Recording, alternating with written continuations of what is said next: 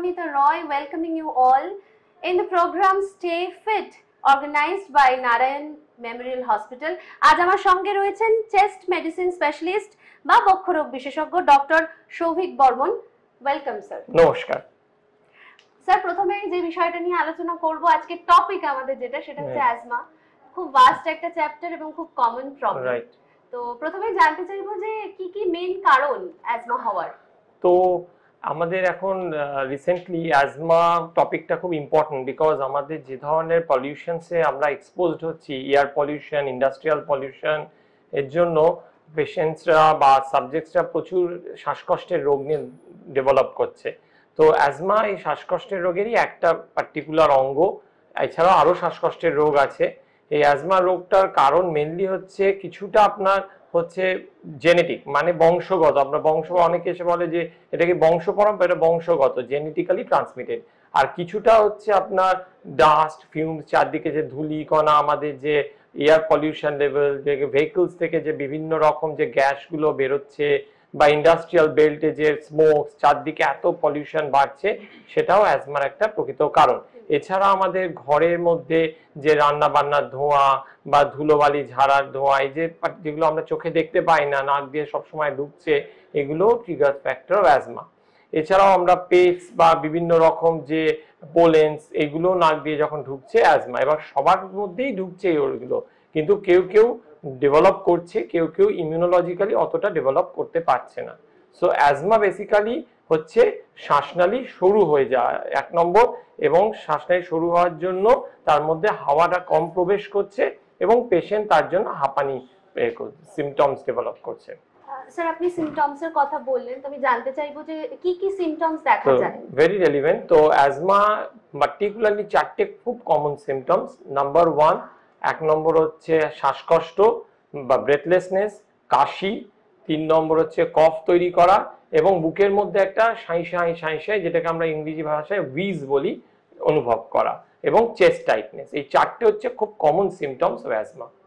মানে একজন পেশেন্ট কখন বুঝবেন যে তিনি অ্যাজমায় আক্রান্ত, তবে তিনি ডক্টরের কাছে যাবেন সেটা ডিটেক্ট করার? তো পেশেন্টস যদি যখন আগে হয়তো হতো না, এখন রিসেন্টলি পেশেন্ট অনুভব করছে যে আমার শ্বাসকষ্ট হয়, আমি যখন হাঁটাচলা করি আমার বুকে চাপ ধরে, আমি আগে সিঁড়ি দিয়ে উঠতাম আমার কোনো প্রবলেম হতো না, এখন একতলা দোতলা উঠলেই আমার একটা শুয়ে শ্বাসকষ্ট হচ্ছে।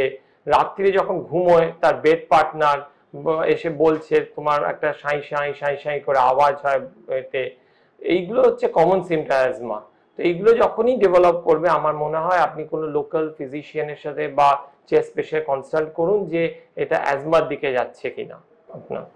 কোনো স্পেসিফিক এজ গ্রুপ আছে কি এই রোগের? তো বেসিক্যালি আমাদের দু ধরনের অ্যাজমা হয়। একটা হচ্ছে আর্লি অনসেট অ্যাজমা, যেটা চাইল্ডহুড বলি, যেটা আমরা জেনেটিক্যালি ট্রান্সমিটেড বা বংশ পরম্পরায় হয়। এটা মা, বাবা বা আরো বা আগের প্রজন্ম থেকে ট্রান্সমিট হয়, এবং এরা অ্যাজমা ছাড়াও ছোটবেলায় আরো অ্যালার্জি সিমটম, যেমন চট করে সিজন চেঞ্জ হলে নাক দিয়ে জল পড়া, হাঁচি হওয়া, শুকনো কাশি হওয়া, এইগুলো থাকে। আরেকটা হয় লেট অনসেট অ্যাজমা। তো 40 বছরের পরে হট করে আপনার শ্বাসকষ্ট, সাঁই কাশি ডেভেলপ করে।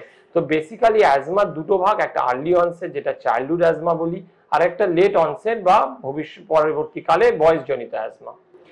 এবার জানতে চাইবো যে আমরা অনেক সময় দেখি যে অ্যাজমা পেশেন্টদেরকে ইনহেলার দেওয়া হয়, তো ইনহেলার কতটা উপকারী? তো আমরা সব চেস্ট ফিজিশিয়ানরা প্রথমেই যখন অ্যাজমা পেশেন্ট আসে, আমরা তাদেরকে প্রথম চিকিৎসায় যদি তার আমরা দেখি যে অ্যাজমা রয়েছে, কিভাবে দেখি, সিমটমস দেখি, এবং একটা টেস্ট আছে যার নাম পালমোনারি ফাংশন টেস্ট বা লাং ফাংশন টেস্ট, যেটা বোঝা যায় তার অ্যাজমা আছে কিনা। সেটা যদি থাকে, আমরা তাকে inhaler one of the mainstay, মানে একটা প্রধান ট্রিটমেন্টের অঙ্গ। এবং এটাও বলি, আপনি যদি কোনো ওষুধ ভুলেও যান খেতে কোনোদিন, ইনহেলার একদিনও মিস করবেন না নিতে। কেন? নাম্বার 1, ইনহেলার ডাইরেক্ট আপনার লাংসে যাচ্ছে। ইনহেলার ওষুধটা আপনার যে লাংসে যাচ্ছে, লাংসে লোকালি অ্যাক্ট করছে, শ্বাসনালীগুলো বড় করে দিচ্ছে, সাঁইটা কমাচ্ছে, এবং আপনার ওষুধটা ব্লাডে মিশছে না। মানে আমরা যে ট্যাবলেটস নানা রকম খাই, এবং এটা আমরা ভালোবাসি খেতে অনেকে, যে ইনহেলারটা নেবো না, ট্যাবলেটসটা খাবো, কিন্তু তার উল্টোটা হচ্ছে সাইড এফেক্টস হবে। ট্যাবলেট যদি বহুদিন খান, তার লং টার্ম সাইড এফেক্ট আছে, কিন্তু ইনহেলারে কোনো সাইড এফেক্ট নেই, আপনার লোকাল লাংসে যাবে, লাংস থেকে বেরিয়ে যাবে। এবং আরেকটা মিথ আছে আমাদের সোসাইটিতে যে ইনহেলার একবার যদি ডাক্তারবাবু দিয়ে দেয় তাকে সারা জীবন নিতে হবে। It's a very bad concept. ওষুধ কাউকে অ্যাডিকশন করে না, ওষুধ চিকিৎসার একটা অঙ্গ। ওষুধ দিলে আপনি সুস্থ হবে এবং ডাক্তারবাবু আপনাকে আস্তে আস্তে ওষুধ থেকে মুক্ত দেবে। হয়তো কারোর বেশি সময় লাগতে পারে, কারোর কম সময় লাগতে পারে, সেটা ডিপেন্ড করছে তার কিরকম অবস্থা সিমটমসের। যেহেতু ইনহেলারের প্রসঙ্গ এলো, তাহলে এই প্রসঙ্গে আরেকটা রেলিভেন্ট কোয়েশ্চেন করবো, সেটা হচ্ছে নেবুলাইজারের একটা বড় ভূমিকা আছে অ্যাজমাতে, তো সেই বিষয়ে যদি কিছু বলেন। তো নেবুলাইজার কখন ইউজ করব? তো আমার যদি অ্যাজমা থাকে, এরকম আমরা একটা স্টেবল সিমটম মেনটেন করি, কিন্তু কখনো কখনো কি হয় আমাদের অ্যাজমা সিমটমগুলো বেড়ে যায়, সাঁই সাঁই এত করে যে আমরা ইনহেলার টানতে পারছি না, ভালোভাবে নিতে পারছি না, এবং অনেকবার ইনহেলার লাগছে, দিনে 10 বার 12 বার তখন নিতে হচ্ছে। তখন আমরা যদি নেবুলাইজার ইউজ করি তাহলে সুবিধা হচ্ছে কি আপনাকে সেই এফর্টটা জেনারেট করতে হচ্ছে না, ওষুধটা পুরো লাংসে যাচ্ছে, আপনি অনেকটা পরিমাণ ওষুধ আপনার লাংসে গেল, এবং আপনি যে হসপিটাল যাবেন, হসপিটাল বা ডাক্তারখানায় গিয়ে আপনি যে পরামর্শ নেবেন, এই যে টাইম পিরিয়ডটা আপনাকে নেবুলাইজার রিলিফ দেবে। তো বাড়াবাড়ি হলে নেবুলাইজার নিতে পারেন।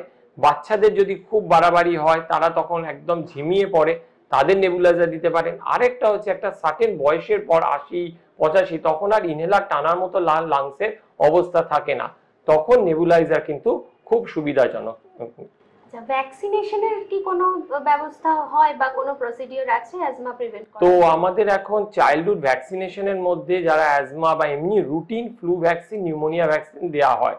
এবার যাদের অ্যালার্জি বা অ্যাজমাটিক সিমটম আছে, ইভেন 50 বছরের নিচে বা 50 বছরের উপরে, আমরা দুটো ভ্যাকসিন রেকমেন্ড করি, একটা হচ্ছে নিউমোনিয়া ভ্যাকসিন আর একটা ফ্লু ভ্যাকসিন। তো কারোর যদি অ্যাজমা থাকে তাকে আমরা বলি একটা নিউমোনিয়া ভ্যাকসিন নিতে, এবং 65 বছর পর আরেকটা নিউমোনিয়া ভ্যাকসিন নিতে। এবার যদি প্রত্যেক বছর তাকে আমরা ফ্লু ভ্যাকসিন নিতে বলি যদি তার 50 বছরের ওপর বয়স থাকে, বা যদি recurrent symptoms of allergy develop করে, ইভেন 50 বছরের নিচেও আমরা তাকে ফ্লু ভ্যাকসিন নিতে বলি। আরেকটা জিনিস খুব ইম্পর্টেন্ট, ইনহেলার নেওয়ার যে একটা টেকনিক আছে, ইনহেলার সবাই ডাইরেক্ট পুশ করে, ইনহেলার একটা চোঙের সাহায্যে বা স্পেশাল ডিভাইসের দ্বারা নেওয়া উচিত। ডাইরেক্ট ইনহেলার নিলে তার কিছু সাইড এফেক্টস হয়, যেমন মুখের টেস্ট চলে যায়, ঘা হয়। তো ইনহেলার একটা স্পেশাল মাধ্যমে সবসময় নিতে হয়।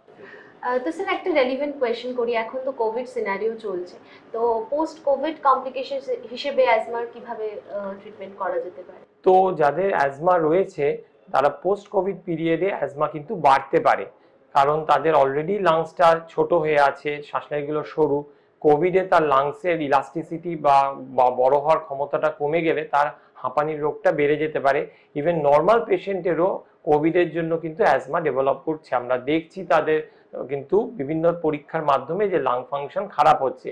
তো এইটা একটা অ্যাওয়ারনেসের ব্যাপার আছে যে আপনার যদি পোস্ট কোভিড পিরিয়ডে শ্বাসকষ্ট অনুভব করেন বা চেস্ট টাইটনেস বা সাঁই সাঁই করে, তাহলে আপনি আপনার ডাক্তারের সাথে পরামর্শ নিন যে আপনি হাঁপানির রোগ অ্যাজমা ডেভেলপ করছেন কিনা। আরেকটা জিনিস হচ্ছে আমাদের যে অ্যাজমা যে জিনিসটা, যেটা তো একটা ডায়াগনস্টিক মোডালিটি রয়েছে, বা কি কি ইনভেস্টিগেশনের দ্বারা আমরা অ্যাজমা ডিটেক্ট করতে পারি। তো ফার্স্ট অফ অল ক্লিনিক্যালি পেশেন্টকে ভালো করে পরীক্ষা করতে হবে, তার সাথে একটা কথোপকথনের দ্বারা বুঝতে হবে তার সিমটম। 2 নম্বর হচ্ছে 2-3টে টেস্ট আছে, একটা হচ্ছে সবচেয়ে ইম্পর্টেন্ট টেস্ট হচ্ছে পালমোনারি ফাংশন টেস্ট বা লাং ফাংশন, যেটা বোঝা যায়। এছাড়া 2-3টে আরো টেস্ট আছে, যেমন অ্যালার্জি প্রোফাইল আমরা দেখতে পারি, কি কি খাবার বা কি কি জিনিস, পোলেন্স তার থেকে বা কি কি ড্রাগস থেকে অ্যাজমা ট্রিগার করছে, সেটাকে বলে স্কিন প্রিক টেস্ট। এছাড়া ব্লাডের কিছু রুটিন টেস্ট করে আমরা অ্যাজমা ধরতে পারি, ইভেন কফে আমরা ইসোনোফিল লেভেল দেখেও বুঝতে পারি অ্যাজমা। এছাড়া অ্যাডভান্স মোডালিটি আসছে, যেমন ইম্পালস অসিলোমেট্রি বা ডিএলসিও, এগুলো আরো মোডালিটিস আছে যেগুলো আমরা অ্যাজমা ধরে আরো অন্য কোনো রোগ ডেভেলপ করছে কিনা সেগুলো আমরা ডায়াগনোস করতে পারি। Thank you so much sir for sharing so many informations. I hope আমাদের যারা দেখছেন তারাও ভীষণভাবে উপকৃত হয়েছেন আজকের সেশনটা থেকে। We will be back with another episode and with another topic. Till then stay safe.